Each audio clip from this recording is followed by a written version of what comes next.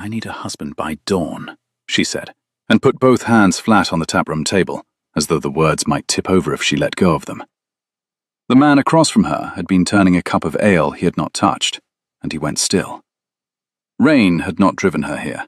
There was no rain, only the thick, warm dark of a July night, and the dust of 40 miles still grey on the hem of her travelling silk.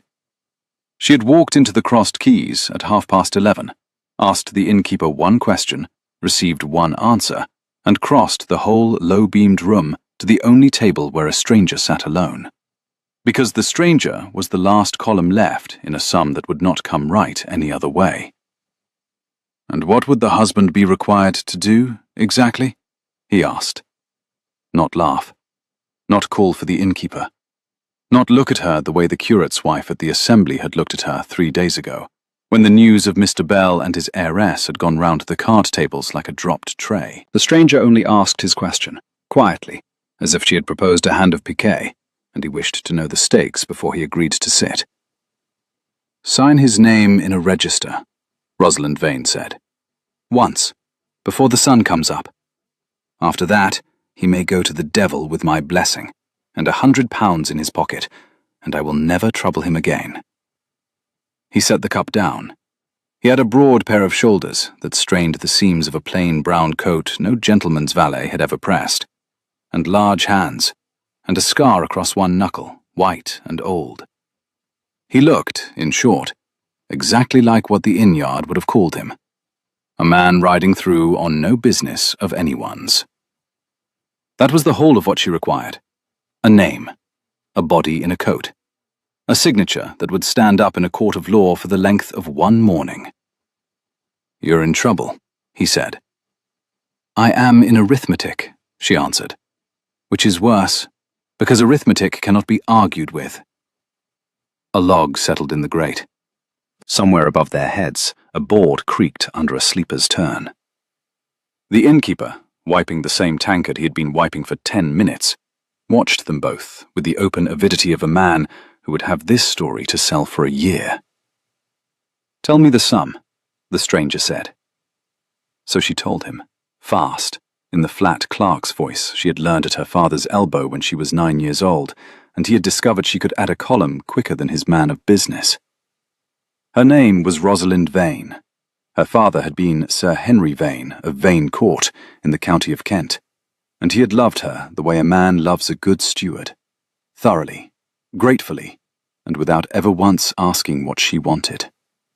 He had kept her at the estate books since she could hold a pen. He had meant to settle her future the way he settled everything, with a clause. And he had drafted the clause, and then he had taken a chill at Christmas and been carried off by it inside a fortnight. 8 months gone, before the ink of his intentions was anything but ink.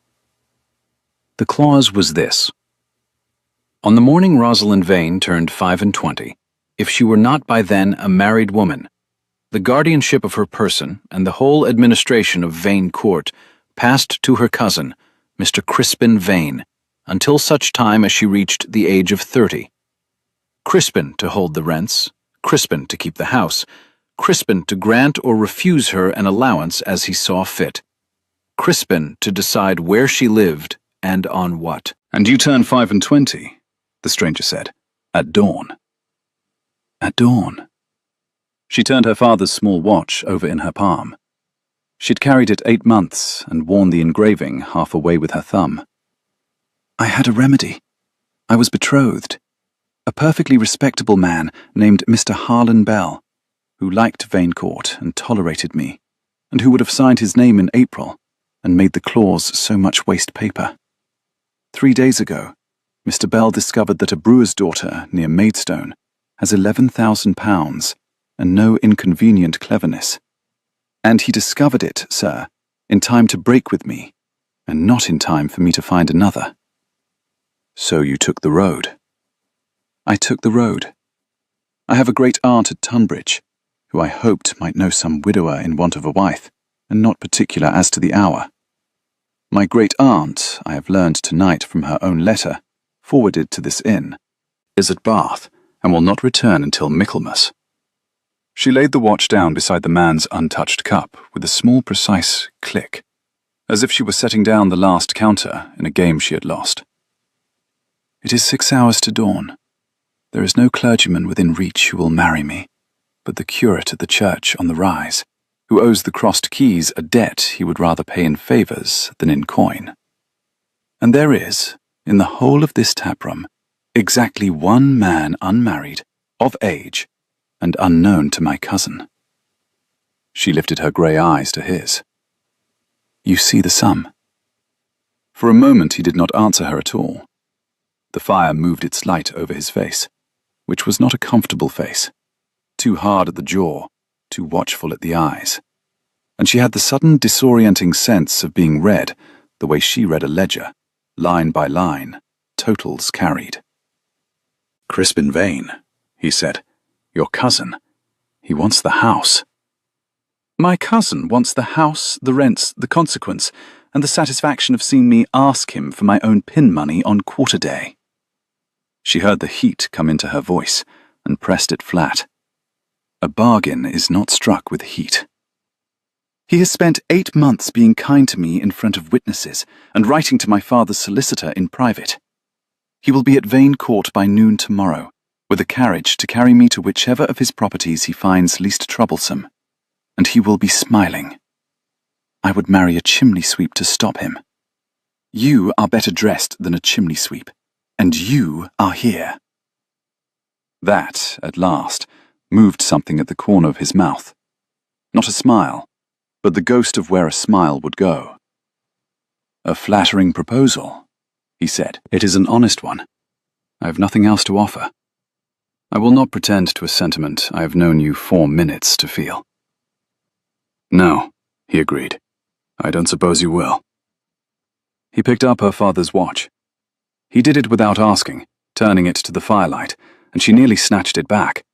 But his thumb found the worn place on the engraving, the place her own thumb had worn, and something in the way he touched it stopped her hand halfway. He read the inscription, "To my Rosalind, who keeps the account." He set it down again exactly where it had been. £100, he said. £100 and my gratitude, which is worth a good deal less, but is also yours. "Keep the £100. You'll want it more than I will." He stood. He was taller than the low beam over the table, and he ducked it without seeming to think, the way a man does in his own house, and she filed the smallness of that away without yet knowing why. "Where is this curate?" She rose so fast her chair scraped. "You agree?" "I have nothing to do until Thursday," said the stranger, "and you have a cousin who wants smiling at. I find I should like to spoil his morning." He took up his hat from the bench. "What do I call you, between here and the church?" "Miss Vane. After the church, your widow, your nothing, your £100 bargain. Call me whatever is convenient." She was already moving toward the door, already counting the minutes against the dark. "And you, sir? What do I call you?" He was a half step behind her, and the firelight did not reach the doorway, so she did not see his face when he answered. "Gray," he said. "Mr. Gray. It will do for a register." The church stood on the rise above the inn, a squat Norman thing with a tower like a clenched fist, and the warm night lay over the churchyard, so still that Rosalind could hear the grass seed ticking in the hedge. There had been thunder in the south at sunset, a low, far grumble over the weald, and the air still carried the held breath that comes before a summer storm that may, in the end, decide to go round. Her slippers were ruined inside the first 10 yards. She did not slow for them. Mr. Gray walked beside her without offering his arm, which she was grateful for, and without filling the silence with reassurance, which she was more grateful for still. He had got a lantern from the inn, and he carried it low, so that it lit the path and not their faces. Once, where the lane dipped and the dew had pooled, he put out a hand to the small of her back to steady her over the slick stones, and took it away again the instant she had her feet, and neither of them remarked on it. "You will want to know," she said, "because a bargain is cleaner when both parties understand it, that there is nothing in this for you to be caught by. The marriage protects the estate from my cousin, but the estate is entailed strictly through my person. A husband gains the use of nothing he does not earn, and I have drawn the settlement myself to be certain of it. You sign. You are fed and housed at Vane Court as long as it amuses you to stay, which I imagine will be a week. Then you go, and the law calls me a married woman the rest of my days, and my cousin may smile at the wall. You've thought about it. I have done nothing else for 3 days but think about it. I am very good at thinking about it. It is the one thing my father trained me to. And the husband? Mr. Gray asked. What does he get besides a week's board and the pleasure of your cousin's disappointment? She had not, in truth, an answer ready, because in 3 days of arithmetic she had not once supposed the column marked husband would have feelings to consult. The omission embarrassed her, and she covered the embarrassment the way she covered everything, with precision. He gets the satisfaction, she said, of having done a useful thing for a stranger who needed it, and no entanglements after. Most men would call that a bargain. You strike me as a man who would call it a bargain. Do I? You strike me as a man, she went on, warming to the small cruelty of being right about people, which was a vice of hers, who is riding through this part of the country to be where no one expects him, doing no business that wants a name attached to it, and who would just as soon not be asked his own. A man like that has every reason to sign Mr. Gray in a country register and ride on. I'm offering you a way to be useful that costs you nothing and asks you nothing. You should be thanking me. The lantern swung. For 3 full steps, he said nothing at all, and she had time to wonder whether she had cut nearer a bone than she meant to. She had a gift for that, and her father had told her so, fondly, as if it were a parlor trick and not a thing that emptied rooms. You read a man quickly, Mr. Gray said at last. I read accounts quickly. Men are simpler than accounts. They carry their balances in their faces. And what does my face carry, Miss Vane? She glanced up at him in the swinging light, and she meant to deliver some clean, dry verdict and have done. But the light caught his eyes at the wrong moment, or the right one, and what she saw there was not the blank of a man with nothing to hide. It was the careful blank of a man with a great deal to hide, and long practice at hiding it. She knew that blank. She wore it herself, every quarter day, across a table from Crispin. Debt, she said, more slowly than she had intended. A debt of some kind. You are paying something off, and you have decided I am part of the payment, and you have not told me what the rest of it is. The corner of his mouth did the thing again, the almost smile that never quite arrived. You should have been a magistrate, he said. I should have been a great many things. The list is long and the law is short. The tower loomed over them now, blacker than the sky. A light burned in the curate's window at the foot of it, a thin, watchful yellow. There, he is awake. Whatever your debt is, sir, settle it on someone else's mourning. Tonight I only need your hand and your name, and the name need not even be true. Shall we? Mr. Gray looked up at the lit window, and then down at her, and the lanterns steadied between them. After you, he said. The Reverend Septimus Pell was 33, terrified of his own bishop, and very much in debt to the Crossed Keys, where he had run up a score across 2 harvests of being too poor to do otherwise and too lonely to drink at home. He met them at the vestry door in a nightshirt and a cassock pulled on crooked over it, holding a candle in one hand and a half-eaten apple in the other, and he looked at the 2 of them on his step with the expression of a man watching weather come that he had been promised would not come. Miss Vane, he said, it is the middle of the night. It is. I am sorry for it, Mr. Pell, and I will be sorrier in a moment, because I am going to ask you for the thing you have been dreading since the landlord told you I might come. Rosalind stepped into the candlelight so he could see her face, because she had learned that people refused a shadow more easily than they refused a person. I am going to ask you to marry me.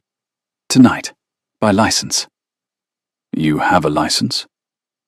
She produced it from inside her glove, where it had ridden warm against her wrist for 40 miles.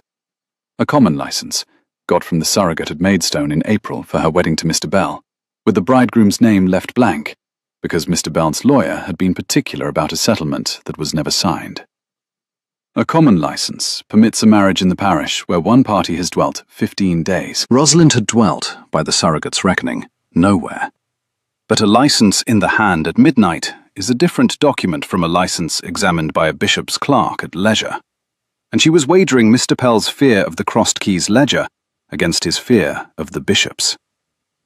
"The bridegroom's name is blank," Mr. Pell said, faintly, reading it. "It will not be blank in a quarter of an hour."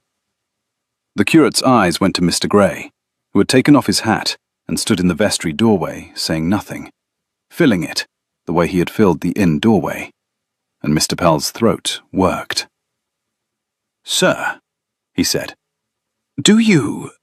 that is, are you entering into this freely and not for any consideration?" "I'm entering into it freely," Mr. Gray said.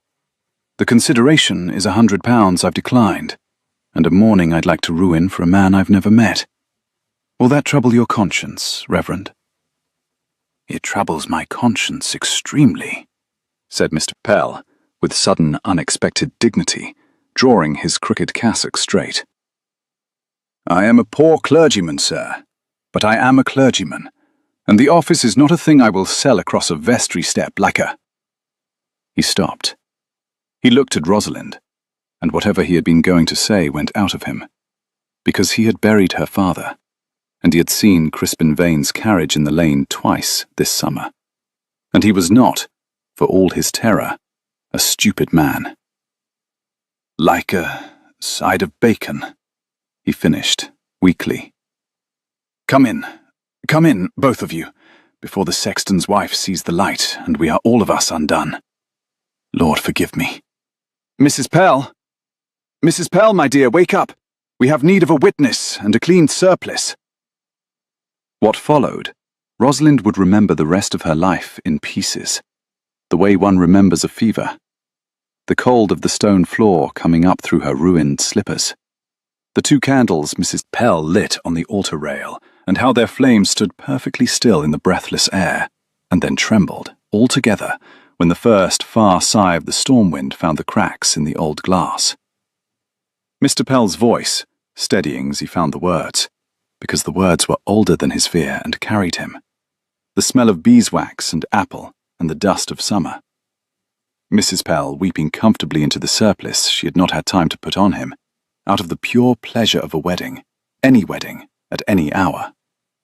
And Mr. Gray's hand, when the moment came that she had to give him hers, large and warm and entirely steady, closing over her cold fingers as though her hand were a thing that might be dropped and broken, and was not going to be. "Wilt thou have this man?" said Mr. Pell. "I will," said Rosalind Vane, and discovered she had to clear her throat to do it. "Wilt thou have this woman?"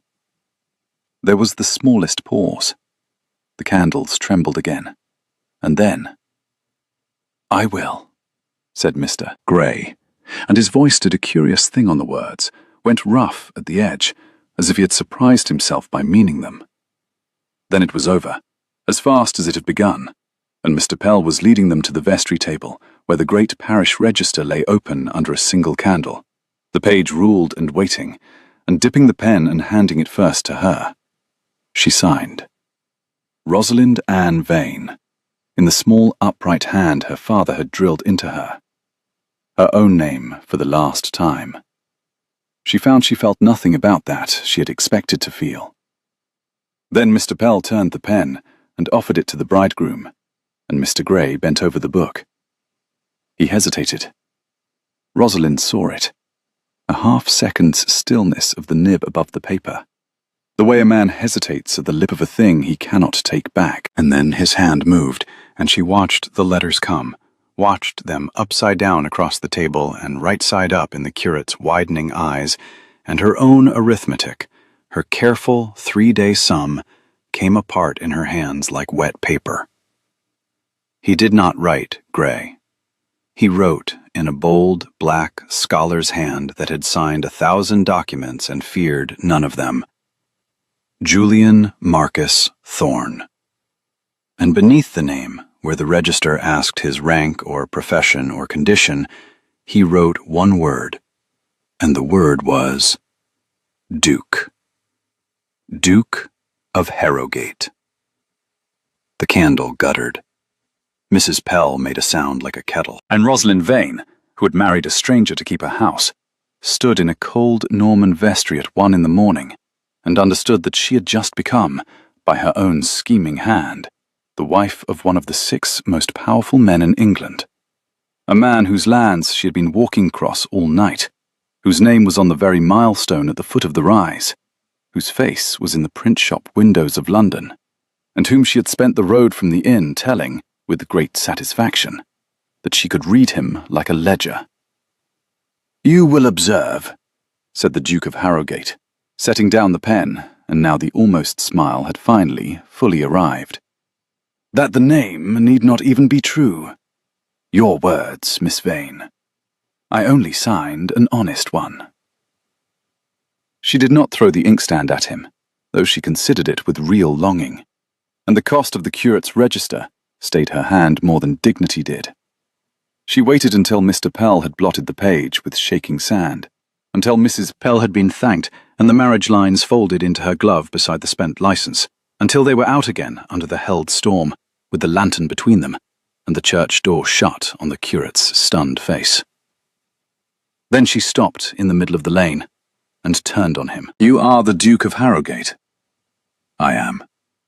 The Duke of Harrogate was sitting alone in the tap-room of the Crossed Keys, in a coat his own gamekeeper would be ashamed of, drinking ale he did not drink, on the road through his own land. All true. You had the grace, at least, not to laugh at her, though the laugh was plainly somewhere about him, banked like a fire. "You're angry." "I am recalculating."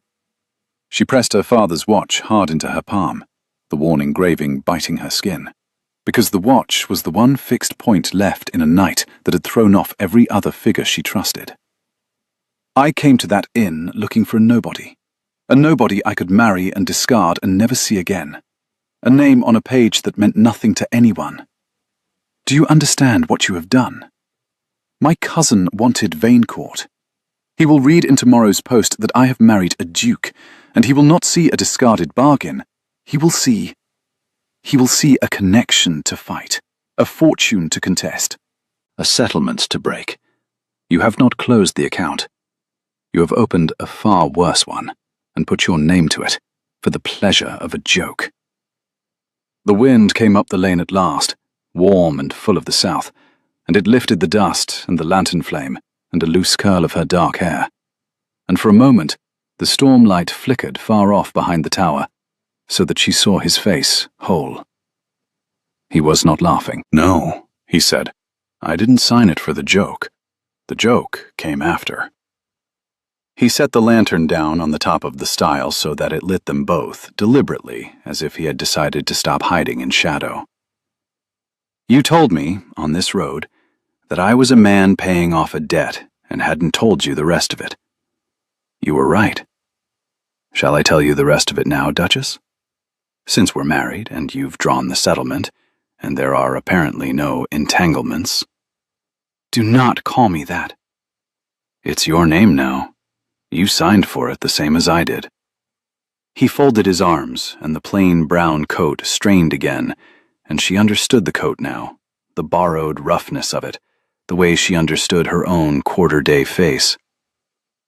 3 weeks ago, my aunt, the Dowager Duchess, informed me that I would marry Lady Sophia Carlow at the close of the season. Lady Sophia is handsome, accomplished, of impeccable family, and has wanted to be Duchess of Harrogate since she was 16. Wanted the title, you understand, the way you want a column to come right. She has never once, in 2 years of being thrown at my head, asked me a single question she did not already know I'd like the answer to. My aunt has the betrothal drawn. The settlements are with the lawyers. The announcement was to go to the Gazette on Friday. The pieces turned and fell into place with the soft, awful click of an account balancing. And it is Tuesday, Rosalind said. It is Tuesday, and I rode out of London 2 days ago in my gamekeeper's coat, to have 3 days of being no one, before I became, for the rest of my life, exactly what everyone has always wanted me to be, which is a title with a pulse. The far thunder spoke again. He did not raise his voice over it. And then a furious, dust-covered, magnificently rude woman walked the length of a taproom and asked me to marry her by dawn for £100 and her gratitude, and made it perfectly plain that she wanted nothing on God's earth from me but my signature and my absence. Do you know, Miss Vane, that you are the first person in 11 years to ask me for less than everything? She stared at him. The lantern hissed. So you see, the Duke of Harrogate said, and now the bitterness in it was real and old, and had nothing to do with her at all. I did not ruin your account for a joke. I ruined my aunt's. You needed a husband who could not be set aside, and, as it happens, I needed, very badly, to already be married before Friday. You read me like a ledger, and you missed the largest entry on the page. We have, Miss Vane, made precisely the same bargain. Each of us has married a stranger to escape someone who wanted to own us. The only difference between us is that you knew what you were doing, and I have known you for 2 hours, and I would still do it again. For the length of 3 breaths, neither of them spoke. The wind moved the long grass of the churchyard with a sound like the sea. Below them, in the inn-yard, a single late light went out. Well, said Rosalind Vane, Duchess of Harrogate, when she could trust her voice to come out level. This is a great deal more complicated than arithmetic. Yes, he agreed, and you might have told me before I signed. You might have asked my name before you proposed. She opened her mouth and shut it, because the account would not balance in her favor on that point, and she was too honest to pretend it did. Far off, the storm thought better of itself and began, by slow degrees, to go round to the east, and the held breath of the night let out, and a few warm drops fell and then stopped, as if even the weather had decided to wait and see what these two would do. Then, I suppose, she said, Your Grace, that we had better decide what we are going to tell my cousin. They did not ride for Vane Court that night. There was the matter of the Duke's horse, and the Duke's man, a silent, grizzled person named Foley, who had been waiting 2 days at a farm 3 miles off with the rest of the baggage and the Duke's own clothes, and the matter, raised by the innkeeper's wife with enormous delicacy, of where exactly a newly married couple were to be put in an inn with 2 clean rooms, and one of them taken by a wool factor from Rye. The Duke settled it by giving the wool factor £5 to be delighted with the stable loft, which the wool factor was, and by handing Rosalind into the vacated room with a bow of such perfect correctness that she could find no fault in it, and then bidding her good night from the threshold and going to sit, she later learned, the rest of the dark in the taproom by the dead fire, so that no servant in the place could carry a tale of where the Duke of Harrogate had spent his wedding night. He is being, said Tippy, Rosalind's maid, who had set out from Vane Court on a hired hack the hour she discovered her mistress gone, traced her by the same forwarded letter that had named the inn, and caught them up at 2 in the morning in a state of magnificent outrage, and who was now brushing 40 miles of road out of her mistress's hair with more force than strictly the dust required. A gentleman. He is being careful, said Rosalind. He is being a duke, miss, your grace. Oh, I shall never get my mouth round it. Tibby set down the brush. In the small mirror, her round, honest face was creased with worry, and a kind of fierce delight she could not entirely hide. A duke. You went to find a sweep, and you have come back with a duke. Sir Henry always did say you would overbuy at market. And Rosalind, who had held herself in rule and column since 3 days before her own ruined wedding, who had not wept when Mr. Bell's note came, nor when her great-aunt's letter came, nor in the cold vestry when she gave her hand to a stranger, Rosalind put her face in her hands at her own father's joke in her maid's mouth, and laughed until the laugh turned, briefly and privately, into something else, and Tibby held her, and the candle burned down, and outside the window, the summer dawn she had married to outrun, came up grey and gold over the Duke of Harrogate's quiet fields, exactly as if nothing in the world had changed. She was 25. She was married. The clause was waste paper. It was, she thought, looking at the dawn, the most expensive £100 she had never had to pay. They had taken the road for Kent at first light, the Duke's own travelling chaise and 4 fast horses eating the 40 miles in a single hard morning that the grey mare and the baggage were left to follow at leisure, so that by the time Crispin Vane arrived at Vane Court at noon the next day, with a travelling carriage, a man of business, and a face arranged for sympathy, exactly as Rosalind had foretold, she had been an hour in her own house, and out of her ruined travelling silk, and he found his cousin in the morning room, in a gown of deep amber summer silk, pouring chocolate for a broad-shouldered gentleman in a coat that had quite certainly not come from any country tailor, and he understood that something had gone very wrong with his arithmetic before either of them said a word. "Cousin Rosalind," he said, recovering, because Crispin always recovered. It was the most dangerous thing about him. He was a year older than the Duke, and a head handsomer in the conventional way, fair where Harrogate was dark, smooth where Harrogate was hard, and he came into a room as if the room had been waiting for him. "I came the moment I heard you had quitted Kent. You gave us such a fright. A young woman, alone on the public road, and on such a day. Your nerves, after the disappointment with Mr. Bell. I've been imagining 100 dreadful things."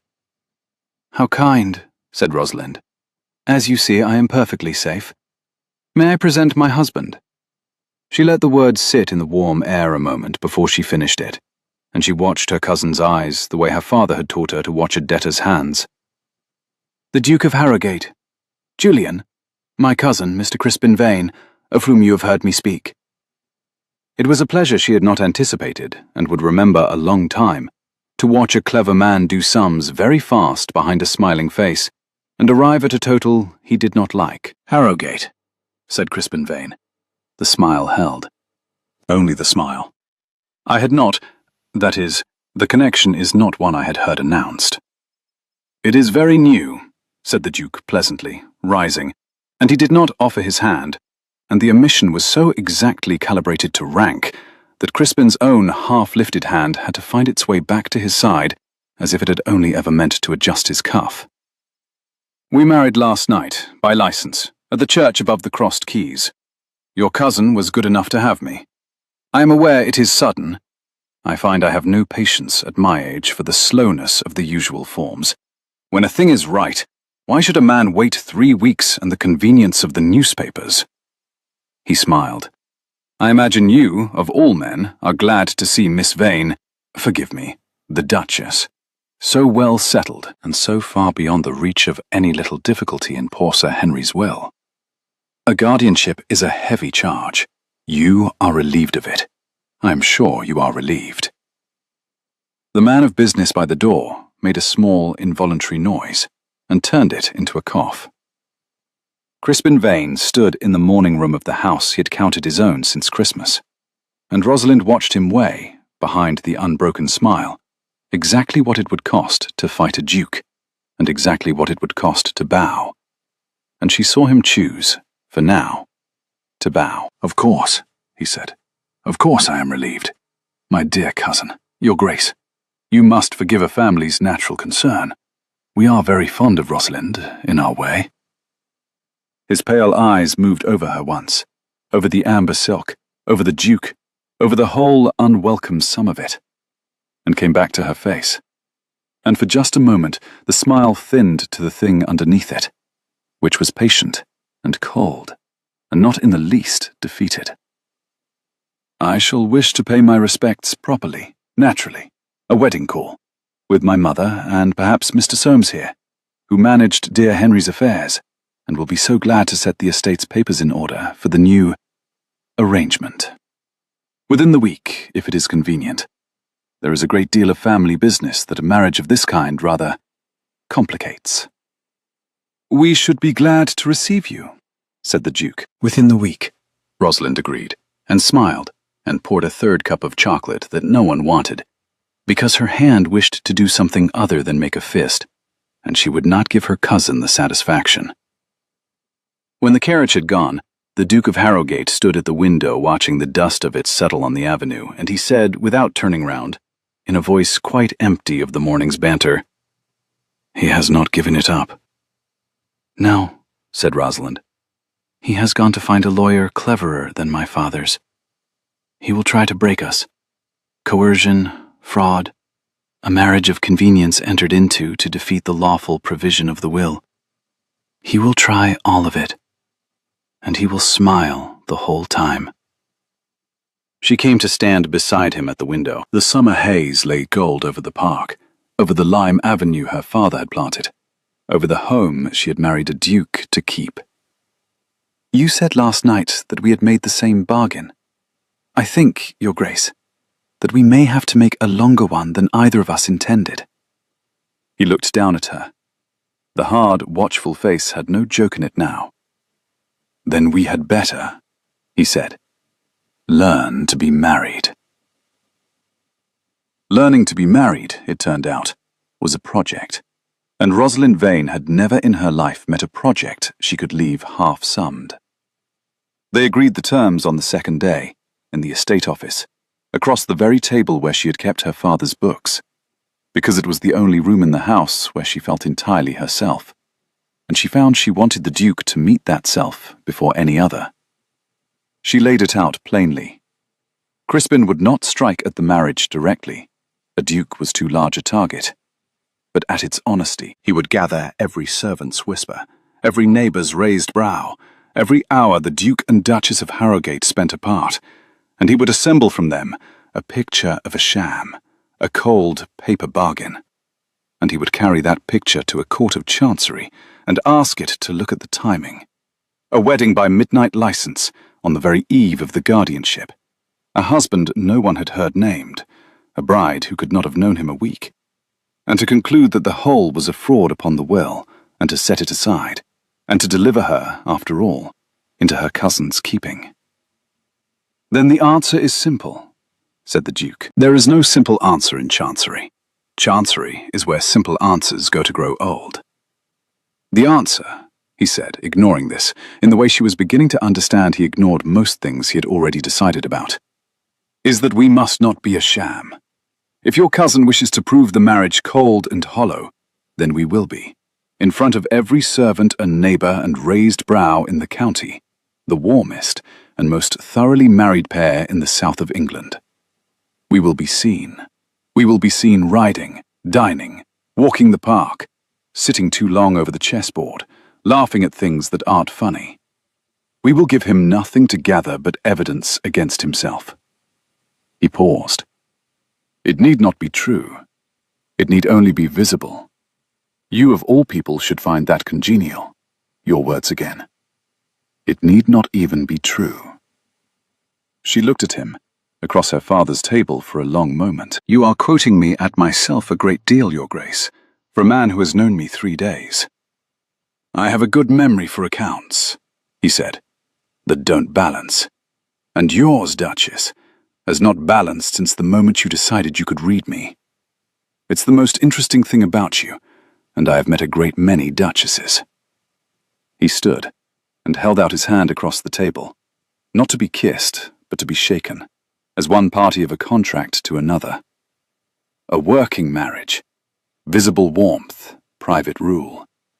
You keep your books, I keep my distance, and at the end of it your cousin goes home with nothing, and I go to my aunt and tell her the Gazette may keep its Friday.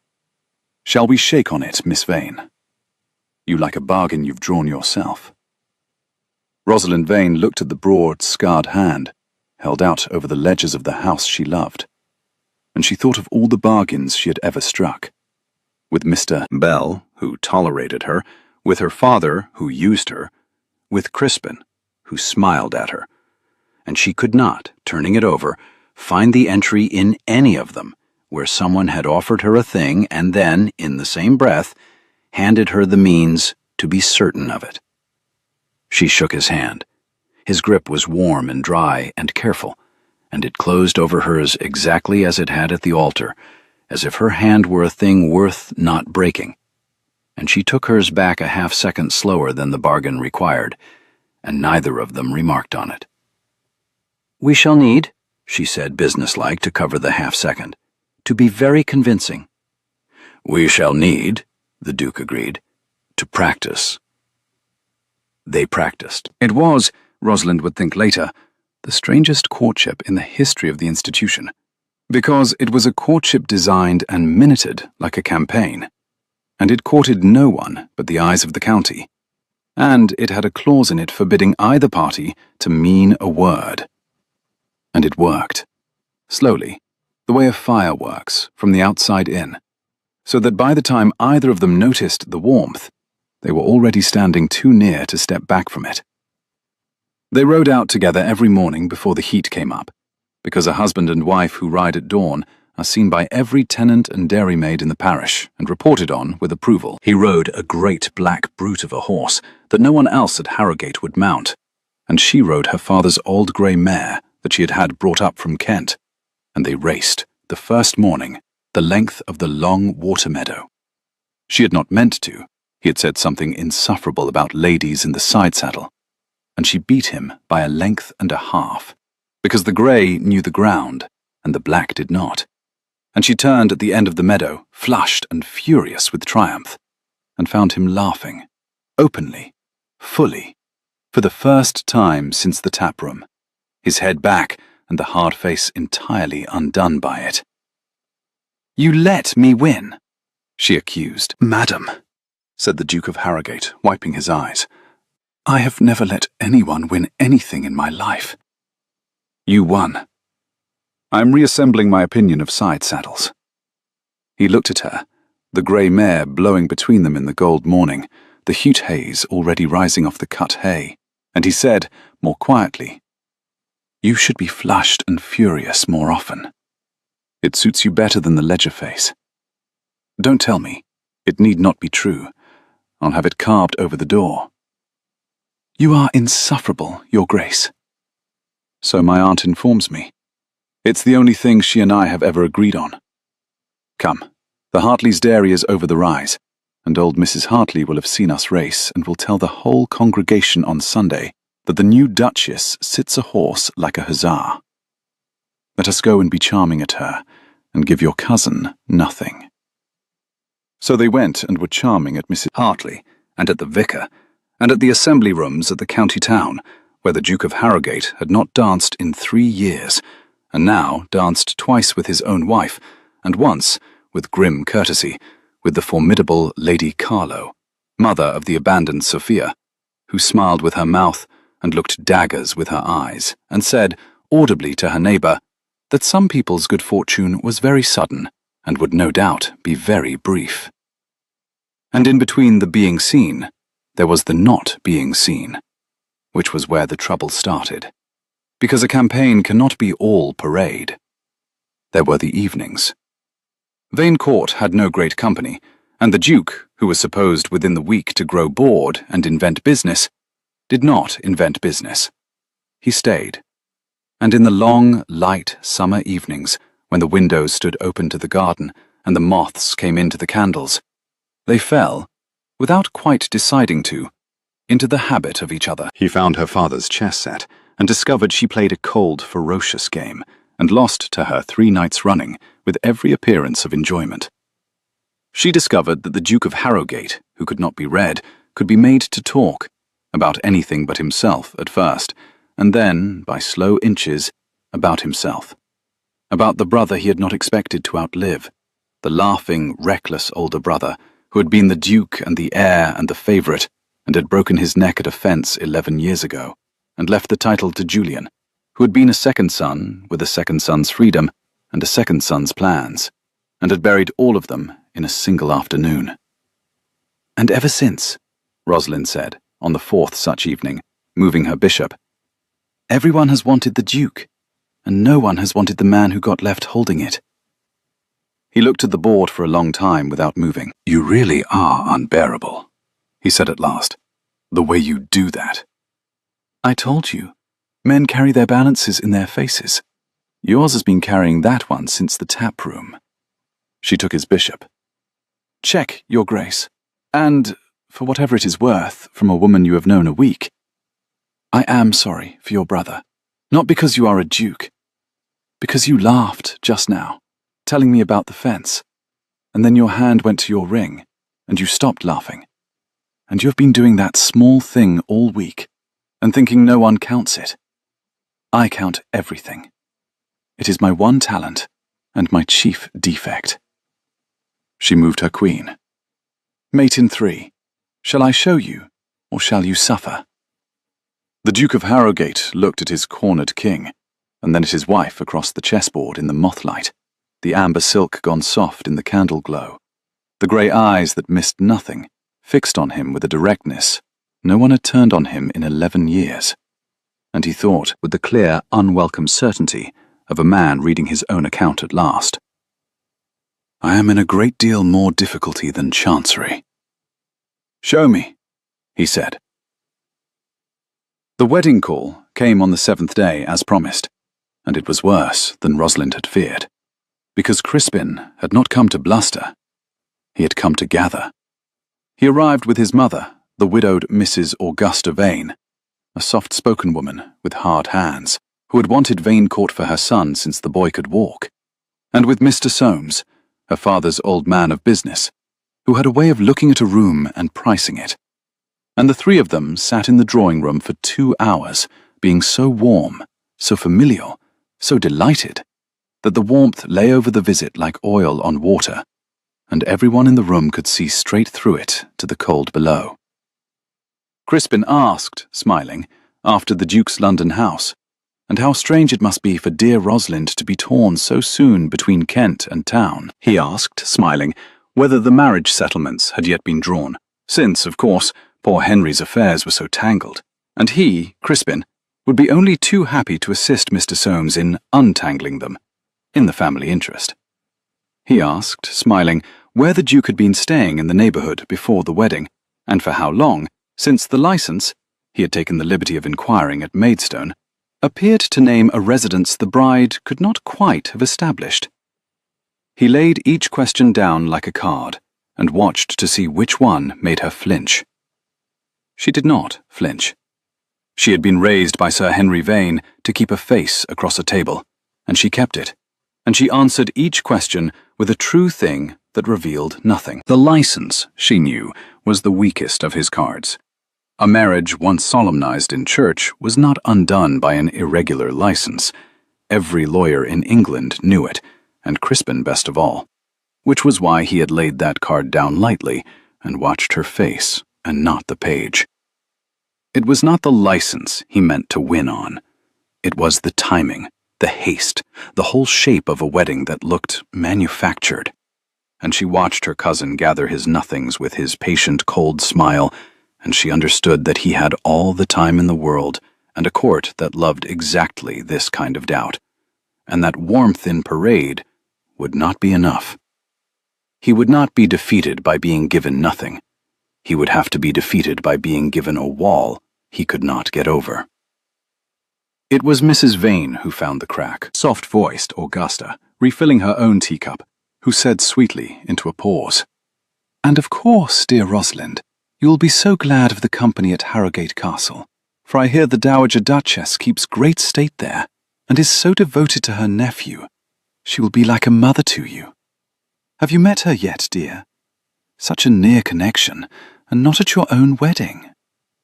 And Rosalind saw Crispin's eyes sharpen, because his mother had handed him, without knowing it, the largest crack of all. The Dowager Duchess of Harrogate, who had drawn a betrothal her nephew had jilted by midnight for a stranger. The Dowager Duchess, who had no more reason to acknowledge this marriage than Crispin had, and a great deal more power to refuse it. A duke's wife, unacknowledged by the duke's own family, was a duke's wife with a hole in her hull, and Crispin Vane had just been shown precisely where to put the iron. "Not yet," said Rosalind, smooth as glass. "Her Grace is at the castle, and we have been but a week wed.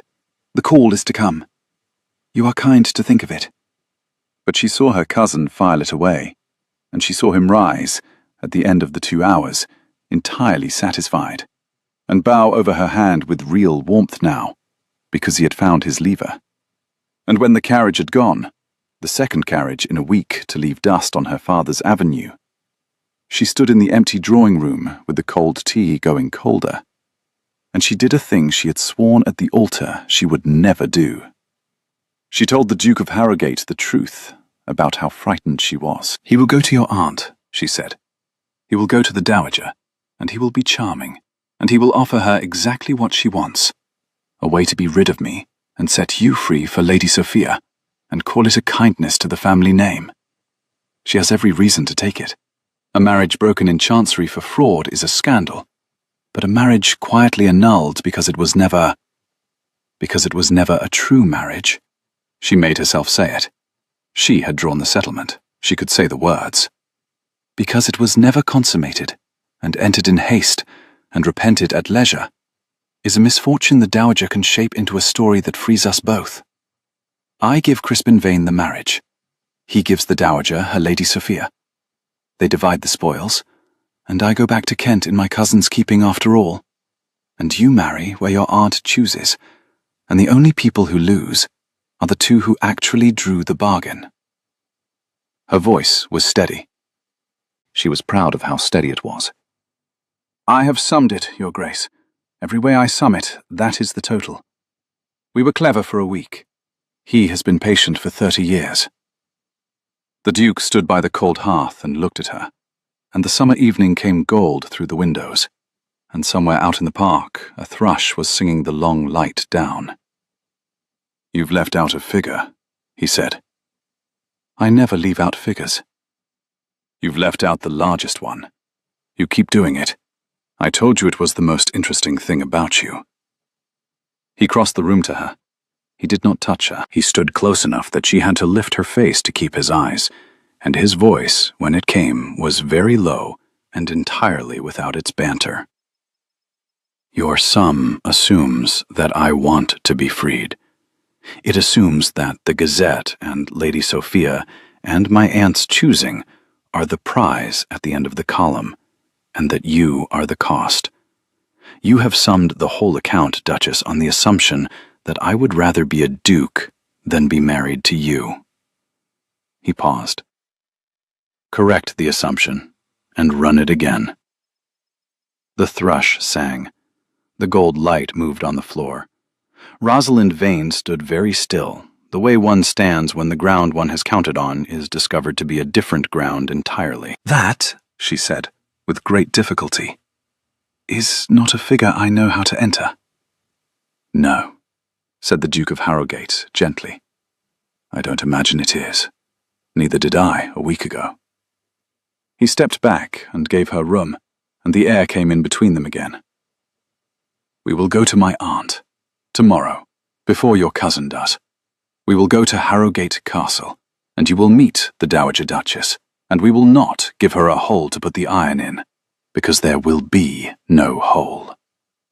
He took up his gloves from the table.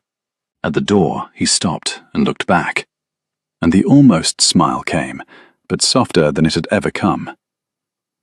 "And in the meantime, Duchess, I would be obliged if you would do me the very great favor of considering, strictly as a matter of arithmetic, you understand, what the account looks like if it is true after all." Harrogate Castle was not a house, but a statement, a long grey weight of stone above its own lake, and the Dowager Duchess of Harrogate met them in a saloon the size of Vane Court's whole ground floor, seated very upright in black silk, under a portrait of the dead son who should have been Duke, and she looked at Rosalind the way a jeweller looks at a stone brought in by a stranger who claims it is real. "So," said the Dowager, "you are the inn-yard Duchess my nephew has saddled the name with. Sit. Let me see what 11 generations have come to." It was, Rosalind understood, a battlefield, and she had been brought to it without a single weapon but herself, and the Duke had, deliberately she now saw, stood back the moment they entered the room, and left her to cross it alone. Because nothing he could say in her defense would weigh half so much with the Dowager as what she could be seen to be when no one defended her. So Rosalind Vane sat down across from the most formidable woman in 3 counties, and she did not simper, and she did not cower, and she did not pretend to a humility she did not feel. "I am the woman your nephew married, ma'am," she said. "I will not insult you by pretending it was a grand match. He found me at an inn, ruined and desperate, and trying to keep my father's house out of my cousin's hands. And he married me to do it, and to spite a betrothal he had not been asked his opinion of. You know the second part better than I do. I imagine you are very angry. I would be, in your place. You drew a good marriage for a nephew you love, and he threw it over for a stranger in the dark. And now the stranger is sitting in your saloon being looked at like a doubtful stone." She held the old woman's eyes. "I am a doubtful stone, ma'am. But I am not a paste one. Whatever else this marriage is or is not, I did not marry your nephew for his coronet.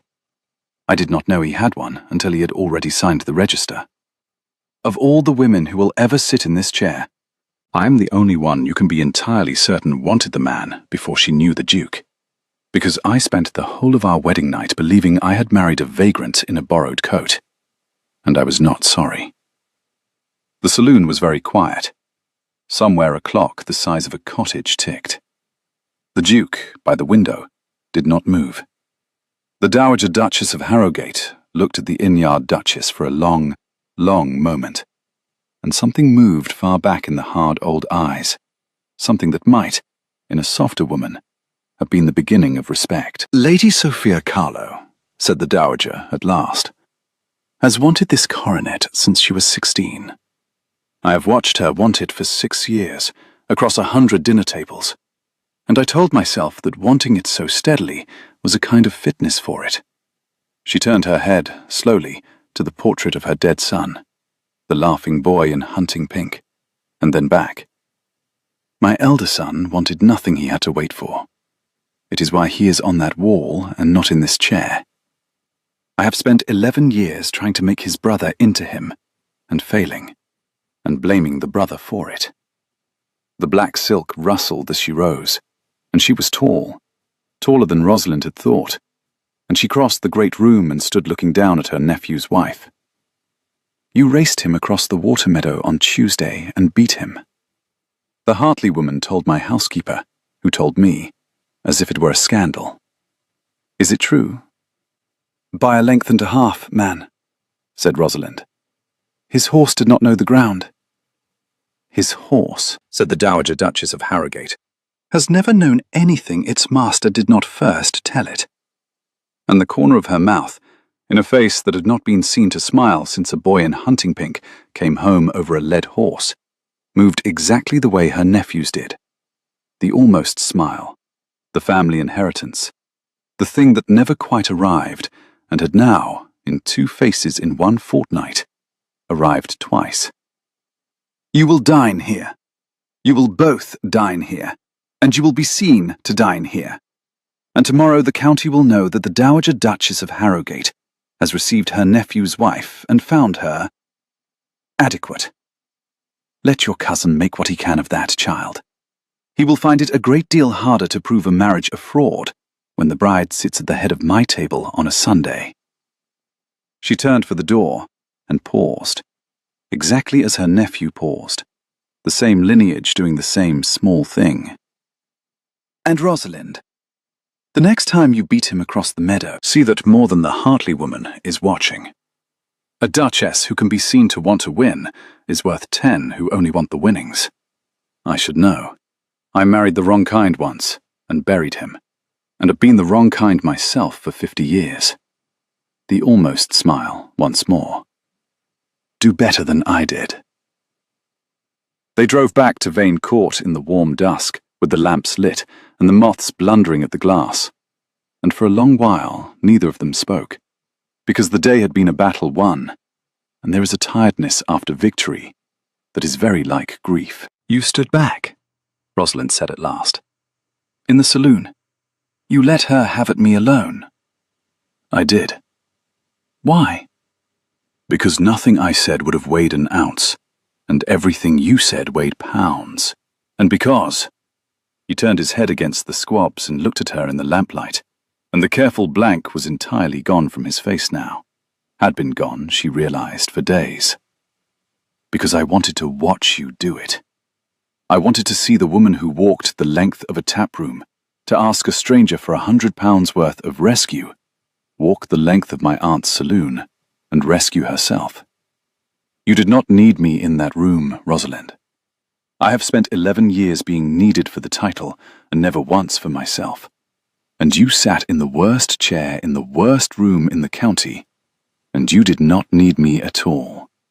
And I have never in my life wanted so badly to be needed by someone who plainly did not require it." The carriage rocked. The lamp swung its small gold light between them. "That," said Rosalind Vane, very low, "is dangerously close to a figure I cannot enter, Your Grace." "Julian," he said. "Julian." "Enter it," said the Duke of Harrogate. "Strictly as arithmetic. You needn't mean it. It need not even be true." But his hand had found hers on the seat between them, and her cold fingers had turned and closed over his without her once deciding to let them. And the carriage carried them home through the summer dark, with the account, after a fortnight of careful columns, at last, and entirely out of balance, in the only direction that had ever mattered. It was, of course, exactly then, with the wall built, the dowager won, the marriage warm and witnessed, and nearly, terribly true, that Crispin Vane played the card he had been holding back the whole time, and very nearly took the trick. He did not come himself. That was the cleverness of it. A letter came instead, 3 mornings later, addressed to the Duke of Harrogate in a clerk's careful hand and marked private, and the Duke read it, standing at the breakfast table in the gold morning light, and Rosalind watched his face go, by slow degrees, from the open warmth she had grown used to, back to the careful taproom blank she had not seen in a fortnight. And she knew before he spoke that her cousin had found, somewhere, the one true thing that could be made to look like the worst thing. "Your cousin," said the Duke, "has been to London, to my lawyers, to my aunt's lawyers, and to mine, and he has been thorough." He laid the letter down. "He has found the betrothal papers, Rosalind. Lady Sophia's settlements. The ones drawn 3 weeks ago, with my name on them, dated 9 days before I married you. He has copies.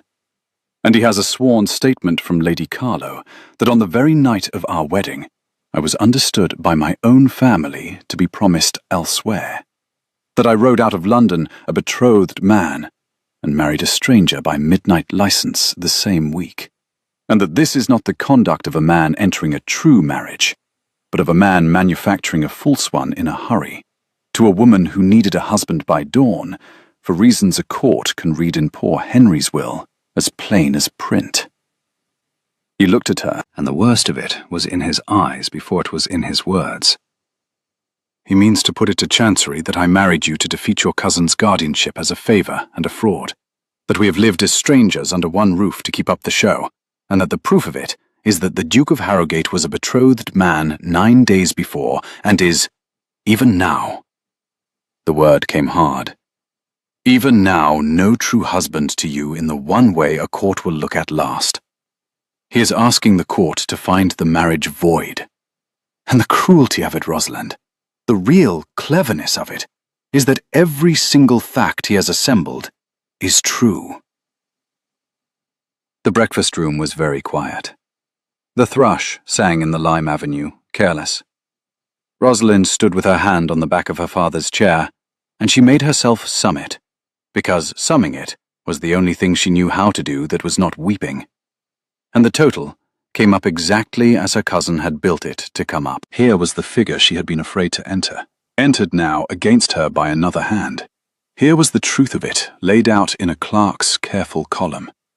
that the Duke of Harrogate had been promised to a handsome, suitable, 6 years faithful woman of his aunt's choosing, and had married instead, in a fortnight's madness, a doubtful stone from an inn-yard, and that the world, and the law, and Lady Carlo, and Crispin would all read that madness the same way, the only way it could be read by anyone who had not sat across a chessboard from him in the mothlight and watched his hand go to his ring. He had married her in haste, to spite his aunt and rescue a stranger. He had wanted all along to be free, and her cousin had found the papers to prove it, and would set the marriage aside, and the dowager would have her Lady Sophia after all. And the only thing the last fortnight had been was a kindness, drawn out a little too long, a debt paid past its term, a man too decent to say plainly that the warmth had been the parade, and the parade had been the point. She had let herself enter the figure he told her to enter. She had let herself believe, in a carriage in the dark, that it might be true after all. And here, in a clerk's careful hand, was the proof that she had done the one thing her father had warned her never to do across a table. She had wanted the total to come right so badly that she had stopped checking the sum. "I see," said Rosalind Vane. "Rosalind, no, let me finish. I am very good at this. Let me do the one thing I am good at." Her voice was steady.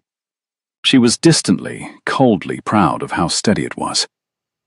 "He is right, Your Grace. That is the whole horror of it. He is right. You were a betrothed man.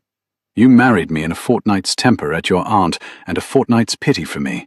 And you have been, every day since, exactly as decent to me as a decent man would be to a stranger he had bound himself to by accident. And I, who count everything, who pride myself that I miss nothing, I mistook the decency for the figure I wanted, and entered it in my own account, and ruled a line under it, and called it true." She lifted her chin. "You wanted to be free.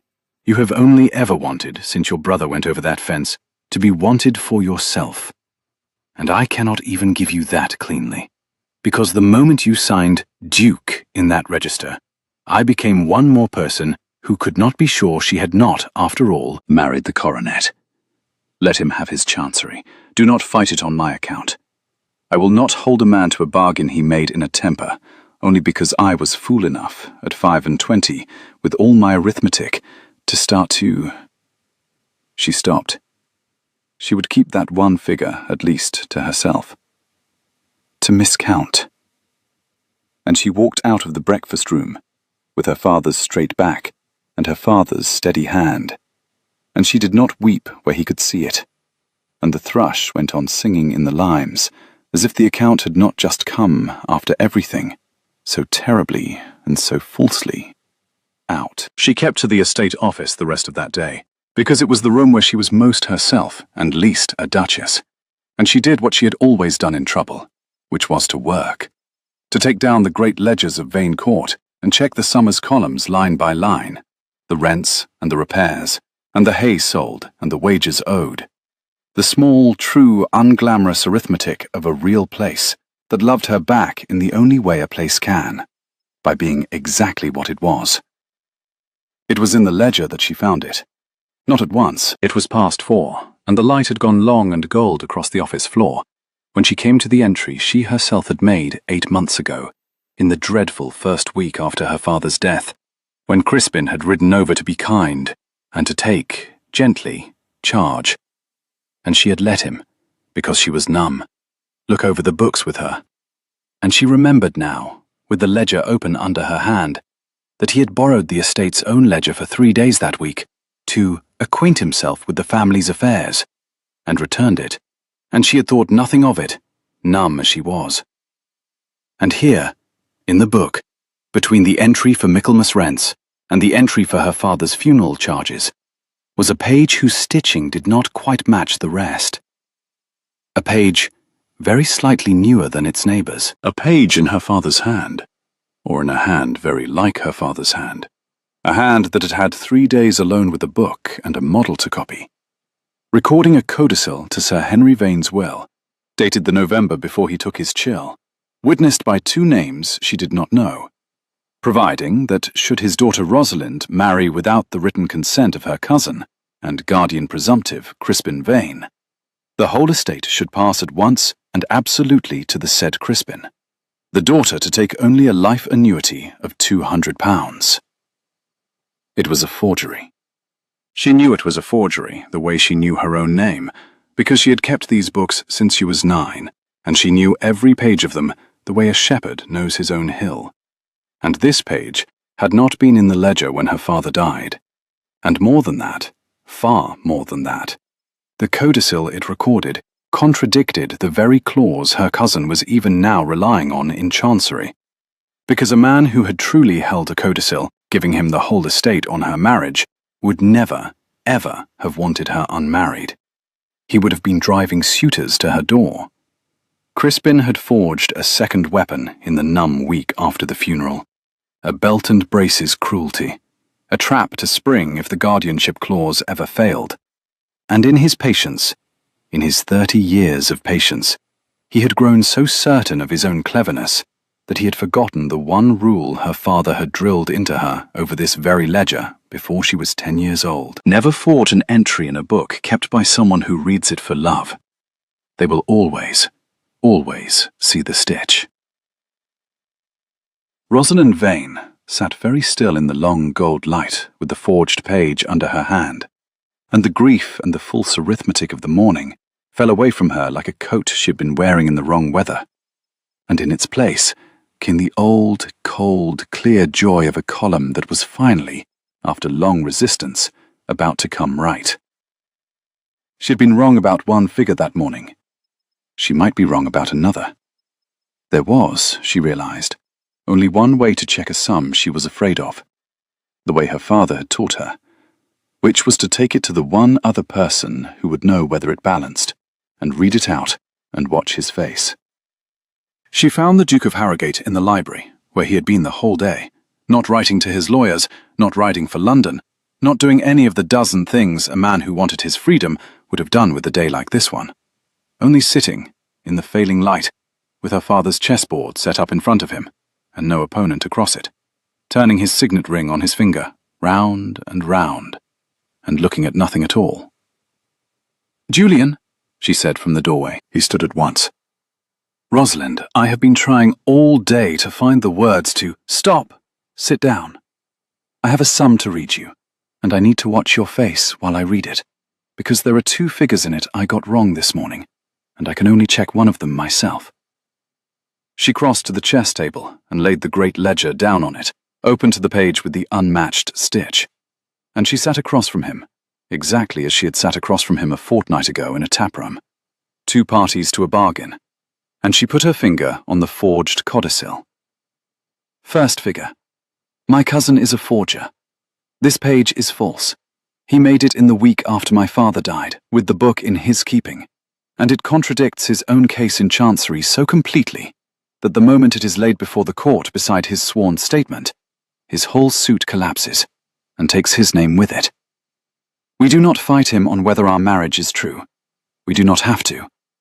We hand the court the proof that he is a forger, and Chancery, which loves doubt, you said, will discover it loves a forger even less. That is the first figure, and I've checked it 3 times, and it balances. Your cousin-in-law is finished, Your Grace. I found the stitch. She watched the understanding come into his face, and the fierce answering joy, and she let herself have one moment of pure professional satisfaction before she made herself go on to the second figure, which was the one she could not check alone. "Rosalind," he said, "that is, you brilliant, terrible woman, that is the easy figure," she said. "Here is the hard one, the one I got wrong this morning, and need you to tell me the value of, because I cannot read my own account in this. It is the one ledger I have never been able to keep straight." Her steady voice was not quite steady now, and she let it not be, because a sum read false is worse than a sum read frightened. "This morning I entered it as proved that you wanted to be free, that the fortnight was a kindness, and the warmth was a parade, and the parade was the point. I ruled a line under it, and I walked out of the room. But I have been wrong about one figure in this book today already, and it has made me wonder whether I am wrong about the other. Whether I entered it that way not because it balanced, but because I was so afraid it might come right that I would rather call it force than check it and be a fool. She lifted her eyes to his. So I am checking it, out loud, with you watching, the way my father taught me. Julian, do you want to be free? The library was very quiet. The last of the gold light lay across her father's chessboard, across the forged page, across the small space of polished table between them. The Duke of Harrogate reached across it, and he took her ink-stained hand in his scarred one, and he turned it palm up. And with his thumb, he found the small old callus on her finger, where a pen had sat since she was 9. And he pressed it, the way he had pressed the worn place on her father's watch the first night, as if it were a thing worth not breaking. And he said, "No." Just the one word, first, so that she would have it plainly, before any of the rest. "No, Rosamond, I do not want to be free. I have been free for 11 years. Free and wanted by everyone, and known by no one. Free as a coin is free, passing from hand to hand, and never once kept for itself. I rode out of London in a gamekeeper's coat to steal 3 days of being no one, and on the second night, a furious woman walked the length of a tap room and asked me for the smallest thing anyone has ever asked me for. And I have spent every day since discovering that she is the largest thing I have ever wanted. I signed Duke in that register to ruin my aunt's mourning. I would sign it again, twice over, to keep the right to sit across this board from you for the rest of my life and lose at chess. His hand tightened on hers. Check the figure as many times as you like. It comes out the same every time, and it is true, and I do not care in the least whether you can be certain you wanted the man and not the coronet, because I am entirely certain that I want the woman who found the stitch. And that, Duchess, is the only column in either of our books that I have ever been sure of. Enter it. It is true. Rule your line. And Rosalind Vane, who counted everything, looked at the sum at last with all her arithmetic, and found that it balanced. Found that it had balanced all along, under the fear, the way the true total sits patient under every false one, until someone is brave enough to add the column again. And she came round the small table, and she put her arms around her husband's neck, and she kissed him in the long gold summer light. And it was, she would think much later, the first entry she'd ever made in any book, purely because she wanted to, and not because it made anything come right. It made everything come right. But that, for once, was not the reason. Crispin Vane came to Vane Court a third and final time, 11 days later. And this time he was not smiling. Because Mr. Soames, his mother's man of business, had taken one look at the forged codicil laid beside the genuine ledger and the sworn betrothal statement, and had understood at once that he was being asked to stake his own neck in chancery on a document a child could break, and had declined, loudly, in writing, to have any further part in the business of Mr. Crispin Vane. And the news of that declining had run round the county in 3 days, because nothing travels faster than a clever man's fall. He came alone, in a hired gig, not his own carriage, and he was shown not into the drawing room, but into the estate office, where the Duke and Duchess of Harrogate waited for him on the same side of her father's table, and where the great ledger lay open between them to the page whose stitching did not match. "Cousin," said Rosalind. She did not rise. "Sit down. There is a sum I want to read you." He sat because there was nothing else to do, and the cold, patient smile tried to come, and could not, and she watched it fail with no pleasure at all, only a kind of cold finality, like the ruling of a last line. "You forged this," she said, laying her hand flat on the false page, the way she had laid her hands flat on the taproom table the night this all began. "In the week after my father died, when I let you take the ledger out of pity and numbness. You made a second trap in case the first one failed.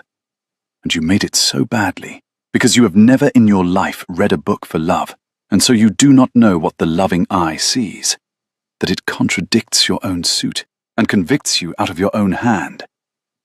Mr. Soames has seen it, your own mother's man of business, and would not stake his neck on your case after. The Dowager Duchess of Harrogate has seen it, and has been kind enough to mention to me that the bench at Chancery contains 2 men who dined at her table last winter, and would be most interested to learn how Mr. Crispin Vane came to lay a forged instrument before the court. She closed the ledger. The sound of it was very final in the quiet room. Here are the terms, cousin.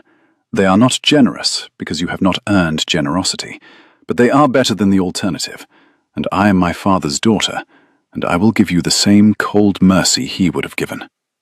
You will sign, here, now, before my husband and before Mr. Pell, who is waiting in the next room, with the register he is still ashamed of, a full and absolute renunciation of any claim, guardianship, codicil, or interest in Vane Court or in my person, in perpetuity. You will leave Kent, and in exchange, I will put this page in the fire instead of in the post to London, and you will keep your name, which is, God help us both, also my father's name, and the only reason I am troubling to save it. Crispin Vane looked at the closed ledger, and at his cousin, and at the Duke of Harrogate beside her, who had not said one word, who only sat with his scarred hand quiet on the table, and his hard, watchful eyes on the man who had tried to break his wife, and whose silence was somehow more total than any threat. And the long patience of 30 years went out of his handsome face all at once, and left it merely tired, and merely beaten, and merely cruel, with nowhere left to put the cruelty. You were always, he said, low, your father's clerk. Even he never thought you anything more. I know, said Rosalind Vane, and discovered with some surprise that the old wound the words were meant to open had healed over in a single summer while she was not attending to it. It is the great mistake of my family, cousin, that none of you ever troubled to learn the difference between a clerk and the person who actually understands the books. My father loved me as a clerk. You feared me as one. And I have just kept the whole of Vane Court out of your hands with a single page, in an afternoon, for love, which is a thing no clerk has ever done, and which neither of you ever once imagined I might be. She pushed the deed of renunciation across the table, and laid the pen upon it, exactly as Mr. Pell had laid the pen before the Duke on the night this began. Sign your honest name, Crispin. It is the only useful thing left for it to do. He signed, and the Duke of Harrogate rose then, at last, and crossed to the door, and opened it, and stood holding it, the great breadth of him filling the frame, the way he had filled the tap-room door and the vestry door. Only now he was not hiding in any borrowed coat. Now he was entirely and unmistakably himself. And Crispin Vane went out under his silent regard, and out of the house and out of Kent. And the dust of his hired gig was the last of 3 dusts to settle on Sir Henry Vane's Lime Avenue, and no carriage that came after it, in all the long years that followed, ever again came to that house to take anything away. They burned the forged page that evening, the 2 of them, in the estate office grate, though it was high summer and there had been no fire laid. The Duke built one with his own hands out of kindling and a single split log, and Rosalind fed the false codicil into it, and they watched her cousin's 3 days' patient cruelty curl and blacken, and go up the chimney of the house it had been made to steal, and then go out. Your aunt, Rosalind said, watching the last of it. The Dowager. She knew. About Soames declining. About the bench at Chancery. She has been working on our side this whole 11 days, and never said a word to me directly. She would not, said the Duke. It is the family failing. We do the warmest things in the coldest possible manner, and announce none of them, and then wonder why no one knows we are not made of stone. He stirred the small fire with the toe of his boot. She sent something. This morning. I have been waiting for the right hour to give it to you. And I think the hour is now, with your cousin's forgery going up the chimney." From his coat, he took a small flat packet wrapped in silk and put it into her ink-stained hands, and she unwrapped it. And inside was a miniature. Not a daguerreotype. The year was far too early for any such thing. A true painted miniature on ivory, old and fine, in a worn gold frame, of a laughing, dark-haired boy of perhaps 24 in hunting pink, with the Harrogate jaw and the Harrogate eyes and, unmistakably, the almost smile, caught by some long-dead painter exactly at the moment before it arrived. "My brother," said the Duke, very low. "She has kept it on her own writing table for 11 years, and let no hand but hers touch it. There was a note. 3 words. You will know what to do with this. Which is my aunt's entire vocabulary of love, all of it. The whole estate of her heart in 5 syllables."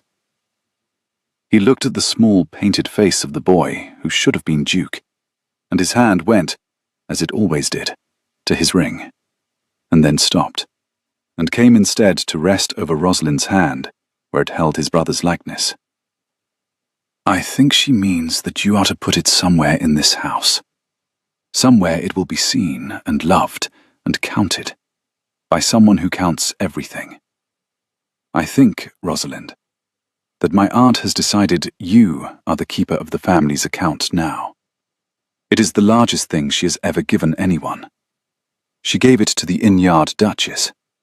Do better than she did, she told you. I believe she means to help."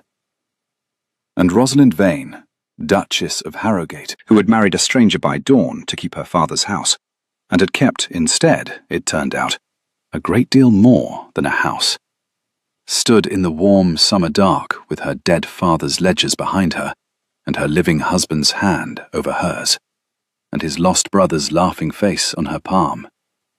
And she understood that she had, after all, overbought at market, exactly as her father had always said she would, and that it was the single best bargain of her life, and that not one figure in it had come right by arithmetic, and that this, in the end, was the whole and only point. "I shall put him over the office mantel," she said when she could, "where I keep the books, so that he is in the warmest room in the house, and the most used, and never once in great state.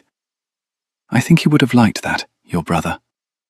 I think a man who went over a fence laughing would rather be in the room where the work is done than the room where the company sits."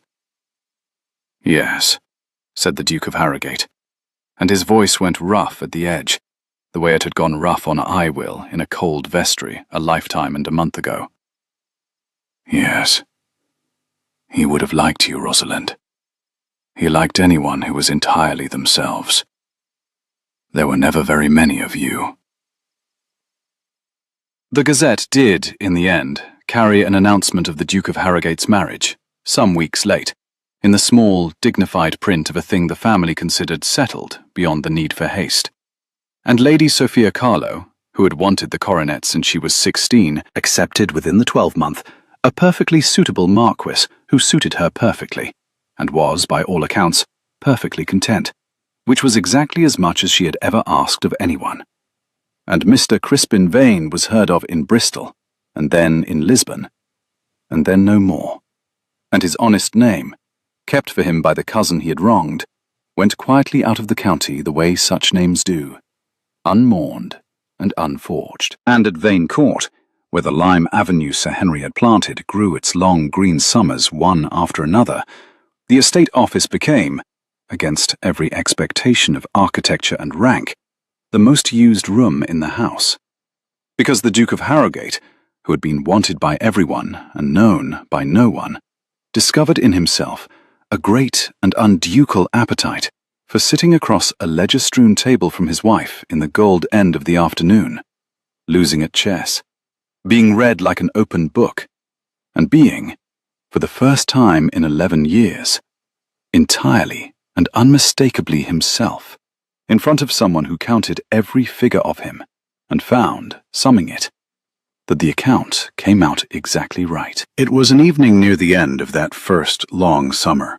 The hay in, the limes heavy, a far warm thunder going round to the east as it had gone round on the night of the vestry, and never once that whole season broken. When Rosalind looked up from the great ledger she was closing for the day and found her husband watching her across the board with the almost smile, arrived and stayed, no longer almost anything. "Do you know," he said, "that you have never once told me what to call you? You gave me a list that first night. Your widow, your nothing, your 100-pound bargain, whatever was convenient. I have been working through it for a year and finding none of them convenient at all." She set down her pen in the worn old place where her finger had sat since she was 9. Above the mantel, the laughing boy in hunting pink kept his ivory watch over the warmest room in the house. Outside the open window, the summer dark came down soft over the Duke of Harrogate's quiet fields, and her father's, and hers. "You signed Duke in the register," she said, "and made me a duchess I never asked to be. I think, Your Grace, that you had better call me your wife, since that is the one figure in this whole account that I entered freely, and checked 3 times, and have never once wished to rule out." "My wife," said the Duke of Harrogate, trying it, the rough edge coming into his voice, the hand coming to rest not on his ring, but over hers. "Yes, that one's true. I'll have it carved over the office door." "You will do no such thing. It is a working room." "Then I shall only," he said, "have it carved over you." And he leaned across her father's chessboard in the last of the summer light and kissed his wife, who had come to an inn looking for a nobody and gone home with the one man in England who had wanted, of all the things she had to offer, only the smallest one: her hand, her name, her honest signature, and had thereby, without either of them once intending it, balanced the only book that ever truly mattered, in the only currency that ever truly counted, and ruled, at the bottom of the last full page, a single firm line, under a total that would not, for the rest of their 2 long lives, ever again come out wrong.